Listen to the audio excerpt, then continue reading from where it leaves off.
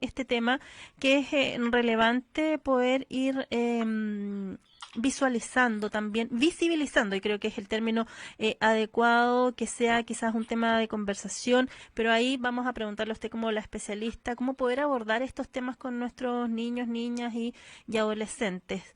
Partamos conceptualizando quizás, doctora, para poder ir profundizando ahí, desentramando un poquito, cuando hablamos de ideación suicida, ¿qué nos referimos para poder ir entendiendo también un poquito acerca de estos temas? Ya, a ver, yo creo que primero podríamos definir la conducta suicida, Ya, ¿ya? perfecto.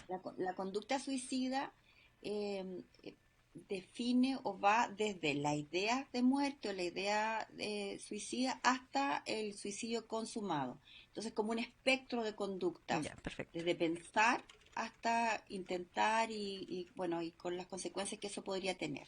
Entonces, es un espectro de conducta, ¿ya? Ahora, eso como para, en cuanto a definición, ¿ya?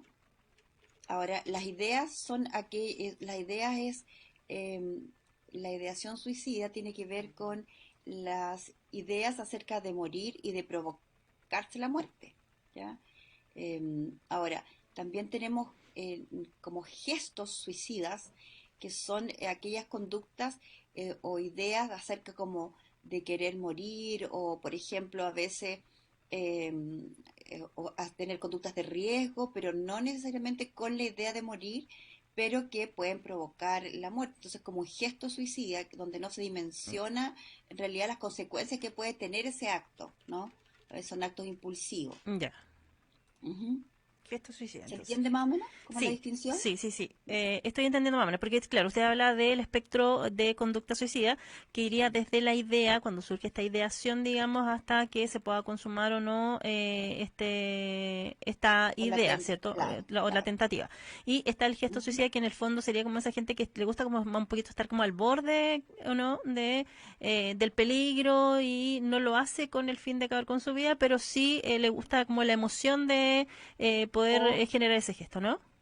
claro, o por ejemplo, voy a poner un ejemplo para que se Ya, entienda como el gesto suicida. perfecto. Ya, una niñita de 11 años, de 10 años, 11 años, em, pide permiso para salir y la mamá o el papá o los cuidadores le dicen que no, y frente a ese no, a esa puesta de límite, va y se toma los remedios de la abuelita para irse a dormir. Entonces uno le pregunta, la llevan a un servicio de urgencia, no se dan cuenta, Ya. y uno les pregunta, entonces dicen, no, yo no me quería morir. Lo que yo quería era, como estaba tan enojada, no lo pensé y quería dormir nomás. Eso es un gesto suicida, ¿ya? Ya, perfecto. Va mucho más allá, Ujú. ya. Ahí sí le entendemos perfectamente, doctora. Revisaba el otro día también una cifra y decía que en Chile 5 personas al día fallecen por suicidio y que es la segunda causa de muerte en personas entre 10 a 24 años. ¿Es tan efectivo Sí, eso, sí, doctora? sí. Nosotros somos uno de los países que tiene, uno de los países que en realidad lidera la conducta suicida, así como también los trastornos del ánimo. ¿Ya? Entonces, y sabemos claramente que hay una relación entre los trastornos del ánimo o cuadros depresivos y la conducta suicida. Ahora, en el área infanto-adolescente, es una realidad de hace unos 15 años atrás que la conducta suicida empieza a aparecer cada vez en forma más frecuente en la población de niños y de adolescentes y a edades más tempranas, ¿ya? Hoy día uno ve que hay pacientes de menos de 10 años, 8, 9 años, que tienen una conducta suicida o ideación suicida, ¿ya? Entonces, y gestos suicida también uno lo ve en niños menores, a diferencia de antes. ¿Y eso a qué se puede Sí. atribuir a lo que viven internamente, a la presión, también estos como retos que se van realizando? A qué se puede atribuir? A que hoy día hay también, quizá puede ser el patrón de crianza, que quizás es un poco más permisivo. ¿A qué se puede atribuir Las causas, sí, las sí, causas? Eso. bueno, primero las causas son multifactoriales, Ya, ¿ya? perfecto. Pero también sabemos que hay una causa genética. De hecho, hay familias que son, que tienen que históricamente, si uno revisa la historia, han ido, o sea, han tenido conducta social en la historia. Entonces, igual es un factor de riesgo cuando nosotros nos enfrentamos a un chico o una chica que tiene como antecedente algún familiar que se haya fallecido por suicidio. Entonces hay una conducta genética, pero también claramente hay factores que tienen que ver con el ambiente, con la presión o lo que está rodeando, los factores estresores ambientales, pero también factores personales, ¿ya? O sea, por ejemplo, si el individuo, la niña, el niño, el adolescente tienen depresión o están cursando alguna situación emocional que la baja autoestima, por ejemplo, o le están haciendo bullying, eso también son elementos personales, o chicos o chicas que son impulsivos, ¿no es cierto?, que tienen dificultad para resolver conflictos. Esos chicos y chicas, y una importante disfunción familiar, son chicos y chicas que probablemente a lo mejor piensen que la solución a sus problemas o al estado que están viviendo, porque a veces pueden estar sufriendo psíquicamente, piensan que la solución, ¿cierto?, sería poder quitarse la vida, ¿ya? Entonces, multifactorial. Ahora también hay un rol en relación a los medios sociales, a los medios de comunicación, porque el suicidio también es una conducta imitativa, ¿ya? Entonces, de hecho, hay que tener mucho cuidado y hay un pacto con los medios de no comunicar suicidio de personas menores de 18 años, porque los chicos tienden a imitar conducta. Nosotros sabemos que los adolescentes imitan conducta. Entonces también es un factor que influye. Eso también, y por ejemplo en la televisión hay muchas series o en el día a día que donde adultos o donde otras personas toman fármacos cuando tienen problemas, entonces igual es una conducta que de alguna manera se puede potenciar desde el ambiente. Ya, y en ese sentido hay que estar atentos a los cambios, pero también, doctora, la edad se ha ido adelantando respecto Sí, de generarse esta ideación suicida y tiene que ver con sí, esta conexión también que tienen hoy día cada vez en edades más tempranas a las redes más rápido. sociales, Sí, a los grupos de amigos, porque claro, a propósito de lo que usted decía del ambiente, me acordé de este histórico caso de jóvenes ahí en el sector de Tongoy, en Coquimbo, sí, en la localidad de sí. Tongoy. Sí, bueno, aparece a edades más tempranas. Lo que Ujú, pasa es que antes uno pensaba que incluso que los niños no tenían estas conductas claro. y tienen estas conductas. Incluso hay niños pequeños que en el contexto de pataletas dicen me voy a matar y los papás se Sí. asustan mucho Mm. porque lo escuchan a nivel, lo han escuchado en las redes sociales o en los medios, que cuando las personas se enojan pueden decir que se van a matar y los niños pueden imitar conductas sin saber la implicancia que tiene precisamente eso. Sí. Doctora, ¿qué cambios debiese o a qué debiese yo estar atento como padre, madre, tutor de mi hijo? Si genéticamente no tenemos predisposición, quizás no hay nadie en la historia familiar, digamos, pero quizás el entorno hoy día puedo denotar que quizás mi hijo está un poco más deprimido o no lo denoto. ¿En qué me tengo que fijar? Los niños Ya. siempre, los niños, niñas, adolescentes generan cambios, pero a veces los padres, madres, tutores como que pasan por alto ciertas situaciones Ya. y en ese caso, ¿en qué deberíamos estar A ver, atentos? yo creo que es súper importante. A ver, la conducta suicida, bueno, puede ser como una conducta así aislada, pero es raro que sea aislado. Generalmente Mm, tiene que ver con algo que está pasando, ¿ya? Entonces, uno tiene que estar atento a los cambios, estar atento a observar cualquier cambio que pueda tener el niño, la niña, cambios conductuales, si está más callado, si está más, se aísla más, si llora o no quiere hablar, o sea, cambios conductuales, pero, pero antes de eso, yo creo que es importante promover estilos de vida saludables. Entonces, porque yo creo mm. que, y a qué me refiero? Por ejemplo, uno debiera anticiparse a que los chicos y chicas se enfermen de salud mental. Entonces, uno debiera, ¿no es cierto?, tratar de fomentar que se duerman relativamente temprano, de acuerdo a o sea, y disminuir los factores estresores, o sea, dormirse temprano, que no trasnochen, regular los tiempos de pantalla, supervisar lo que los niños, en qué están los niños, o sea, por ejemplo, a qué redes sociales acceden, también hábitos de vida saludables en relación a la alimentación, alimentación sana. Nosotros sabemos que la fruta fresca o las verduras frescas tienen, por así decir, precursores de neurotransmisores que ayudan al ánimo. Entonces, en realidad, y una de las cosas importantes, el sueño, que hoy día nosotros vemos que nuestros niños y niñas se acuestan a edades, o sea, se acuestan muy tarde. Entonces, yo creo que la prevención yo creo que es súper central en salud mental. Entonces, si nosotros vamos a prevenir conductas de riesgo, conductas suicidas, si favorecemos hábitos de vida saludable, ¿ya? Pero, y además una buena comunicación, o sea, estar atento, jugar con los niños chicos, o sea, estar presente. Yo creo que la presencialidad en la vida cotidiana de nuestros hijos es súper importante. Y que tiene que ver más con calidad que con cantidad, porque muchas veces hay padres, Sí, madres, tutores que están todo el día con los niños y en realidad no los toman mucho en cuenta o no tienen mucha idea de lo que está pasando con ellos o los cambios que se están eh, generando. sí, sí, sí, eso es súper importante. La presencialidad activa, por así decirlo, porque uno no Mm. saca nada con estar si no está. Entonces, el aprender a jugar, el estar con los niños, con las niñas, y desde siempre, porque lo que pasa es que también muchas veces se les deja a los niños solos y después uno quiere como empezar en la adolescencia a conectarse o a poner límite, y ahí es súper difícil porque no se ha construido esta confianza que es una construcción. Entonces que uno desde chiquitito tiene que ir haciendo con los niños. Entonces, si uno, además que si uno conoce bien al hijo, a la hija, ¿no es cierto? Se va a ir dando cuenta de los cambios. Pero si uno no los conoce, no se va a dar cuenta de que hay cambios en la conducta o cambios que nos podrían alertar.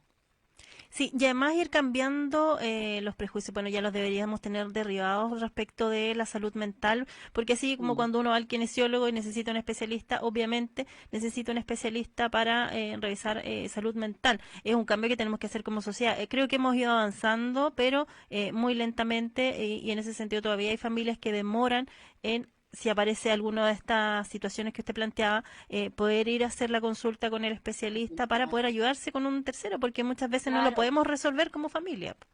Ahora, yo creo que es importante también señalar que si uno no sabe o tiene dudas, ¿no es cierto?, como padre, si uno no sabe, tiene dudas, tiene que consultar y hoy día en la atención primaria, o sea, en todos los SESFAM hay equipo psicosocial, o sea, hay psicólogos, hay médicos que son médicos generales, pero que se dedican a salud mental, que cada vez uno está más formado en esta área y en la visualización de las problemáticas que pueden tener los niños. Entonces, si uno no sabe, tiene que consultar porque hay equipo, o sea, hay acceso. Es difícil, pero hay acceso. Y no necesariamente tiene que ser un especialista, un psiquiatra, sino que un médico de atención primaria, un psicólogo de atención primaria, eh, eh, puede servir para que nos oriente, porque ellos van a saber más que uno, digamos, como papá o como mamá o como cuidador.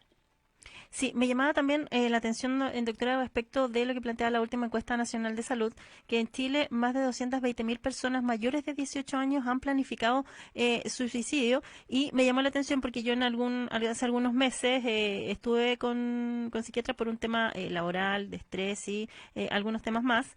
Y una de las preguntas previas, digamos, cuando se hace como la anamnesis con el médico, fue el tema de si había alguna ideación suicida o Mm. si había enfrentado alguna situación. Y me hizo sentido con lo que planteaba la encuesta y que probablemente deja bastante personas afuera, porque claro, es una encuesta, tiene ahí sus ciertos márgenes también, probablemente es mucha más gente la que ha planificado quizás un suicidio. Claro.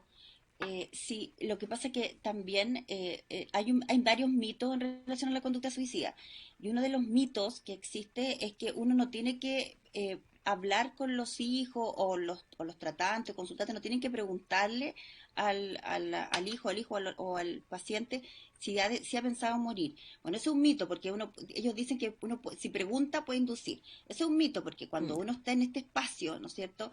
O hablando con los hijos hay que pensar, o sea, hay que preguntar acerca si han pensado y sobre todo si uno ve que están preocupados o si uno los ve distintos. Y uno puede abordar los papás preguntándole, primero partiendo como de preguntas más generales, si tiene metas, o cómo se siente, qué piensa de la vida, si quiere vivir y por qué, porque esas son preguntas y qué piensan ellos de la muerte. Hay que preguntarle. Los niños, por ejemplo, hasta los 9 años, más o menos, todavía ellos piensan que la muerte es reversible. Como en las caricaturas, ¿no? Que los monitos Mm. uno les pega, se acuestan, después aparecen de nuevo. Después recién desde los 9 años, recién se empieza a formar la idea de la muerte como un fenómeno ya irreversible. Pero eso no significa que niños menores de 9 tengan conducta suicida aún pensando que la vida es reversible. Entonces igual es más complejo. No Yo sé si me entienden eso. sí, le entiendo perfectamente, doctora. Mire, yo no tengo hijos, pero sí fui hija y todo, pero tengo amigas que tienen hijos y claro, cada vez más tempranamente están con estas sensaciones, con estas inquietudes y por eso es fundamental tener una buena relación con ellos, una buena conversación, porque claro, esto no se genera, usted lo decía, de un día para otro, esto es un proceso y hay que estar presentes para poder ir abordando estos temas y que los conversemos como familia también, creo que es importante porque en realidad falta tanta visibilidad de los temas en salud mental. Sí, porque lo que pasa que además nosotros como el área de salud mental infanto-adolescente igual es un área relativamente joven, pero Mm. presente. Lo que pasa es que antes, hasta hace muy relativamente poco tiempo, se pensaba que los niños, primero se pensaba que los niños sentían dolor físico, que las guaguas de hecho hacían muchos procedimientos quirúrgicos y no les ponían anestesia a las guaguas, las dejaban que lloraran, porque se pensaba, ¿no?, que los niños no sentían dolor físico o que se les iba a olvidar después, ¿ya? Lo cual no es así. Entonces, pero así de esa manera también están los descubrimientos y los niños tienen emociones. De hecho, por ejemplo, la emoción de la empatía, que aparece antes de los 2 años. Un ejemplo de Mm. eso es que, por ejemplo, cuando hay dos bebés, supongamos un bebé de 1 año que está al lado de otro bebé de 1 año y uno se pone a llorar, hay bebés que le sacan el chupete y se lo pasan. Ese es un gesto de empatía, ¿ya? Entonces, la empatía, las emociones, los niños tienen emociones y desde que nacen, desde que nacen a aparecer las emociones. Entonces, si tienen emociones, por lo tanto, también pueden enfermarse de las emociones. Y las enfermedades en salud mental o los problemas de salud mental son enfermedades de las emociones. ¿Ya? Mm. Cuando a mí me llegan pacientes, yo les digo, yo soy la doctora, pues yo soy doctora, ¿no es cierto? No soy psicóloga para hacer la distinción, pero soy la doctora de las emociones, ¿ya? Y eso les hace sentido, de los pensamientos, de las emociones, de las conductas. De eso somos, de esa parte de la medicina somos los psiquiatras. Doctora, ¿algún papá, mamá, tutor se estará preguntando a propósito de lo que usted planteaba como doctora de las emociones? ¿Cómo poder aprender a gestionar las emociones? Porque sabemos muchos adultos hoy día que no sabemos gestionar nuestras emociones. ¿Cómo poder enseñar Sí. algo que no sabemos a nuestros niños, niñas y adolescentes? ¿Cómo se puede generar ese cambio? Súper buena pregunta. Lo que pasa es que primero, súper buena pregunta, porque lo primero es reconocer y validar que existen las emociones Buen y punto. educarse acerca Mm. del amplio abanico de emociones que existen. Primero saber cuáles son. Hoy día lo bueno que en los colegios ya se enseñan las emociones a los niños, se les están enseñando las emociones. Yo me he sorprendido gratamente cuando voy a evaluar niñitos que ellos me dicen, yo les pregunto, ¿tú sabes cuáles son las emociones? Probablemente no saben así con una definición tan clara, Claro. pero me empiezan a decir la emoción de la molestia, me hablan del miedo, entonces los niños ya saben. Ahora, nosotros podemos acceder, los adultos, yo les digo a los adultos, igual los desafío a que busquen cuáles son las emociones, ¿no es cierto?, si no saben, y empiecen a reconocerlas en ellos mismos primero y a validarlas, porque es súper importante validar que las emociones existen, ¿ya? Que tienen presencia, que se manifiestan de tal manera, ¿no es cierto? Y si uno las reconoce y se las valida en uno mismo, puede empezar a validarlas y a reconocerlas en los niños. Doctora, ¿qué puede hacer una familia que ha enfrentado quizás un caso de que pasó por este espectro de ideación suicida a un intento suicida? ¿Cómo se hace ese abordaje, pensando también en cómo lo abordan ustedes también como comunidad ahí en el Hospital San Pablo de Coquimbo? Bueno, primero tienen que consultar, bueno, consultar eso ya sea o en atención, porque muchas veces no se consulta, Sí, pues, ¿ah? por eso. Por ejemplo, frente a a ver, lo primero que si uno tiene la duda, si el hijo o la hija tomó fármaco o se está haciendo lesiones, ¿no es cierto? Uno tiene que llevar inmediatamente a un servicio de urgencia, ¿ya? Ya sea al SAPU, que son los servicios de urgencia de los CESFAM, a los hospitales. Eso es lo primero. Cuando uno se enfrenta con una sospecha, uno tiene que ir lo primero, porque hay que descartar que esto no sea algo agudo y grave y que sea irreparable. Entonces, lo primero, si uno se sorprende y encuentra algún indicador, ¿no es cierto?, que encuentre algunos blisters de fármacos, lo que tiene que hacer es llevar inmediatamente al niño, a la niña, al adolescente a un servicio de urgencia, ¿ya? Ahora, si uno tiene la sospecha de que esto puede estar ocurriendo de hace tiempo, hay que consultar, ya hay que consultar, a pedir hora en salud mental, como les decía yo, a la atención primaria, que es la manera de acceder a los especialistas, ¿ya? Y aquí en la región es más fácil acceder, aunque ustedes no lo crean, es más fácil acceder a un psicólogo en la atención primaria que en la parte privada y de la misma manera psiquiatra, porque hoy día en atención primaria se evalúan y si el paciente requiere es derivado relativamente rápido a un psiquiatra. ¿Ya? Es más difícil en el extrasistema conseguirse hora. Sí, es bien difícil a veces conseguir ahora, sí, es Pero ese es muy, como el sí, camino. sí, tiene mucha Ahora, razón. pero no Ujú. obviarlo. O sea, yo creo que no hay que hacerse los lesos. Esa es como la primera premisa que yo diría. Ya no hacerse el leso, si no, no se le va a pasar, o normalizar también, porque puede ser que también puede ser un mito, y de hecho es un mito, pensar que estas conductas o estas ideas se les va a pasar solo, o es cosa de la edad, por ejemplo. Esto no es de la edad. ¿Ya? Entonces, hay que consultar. ¿Ya? O sea, no solo preocuparse, sino ocuparse. Ir, Ocuparse, hacer las exactamente. consultas. Sí, pasar por Sí, papá, sí. preguntar, Buscar busque. ayuda, Eso es importante. buscar ayuda. Incluso en los colegios, porque también en los Mm, colegios hay psicólogos ahora, es más fácil acceder a los psicólogos.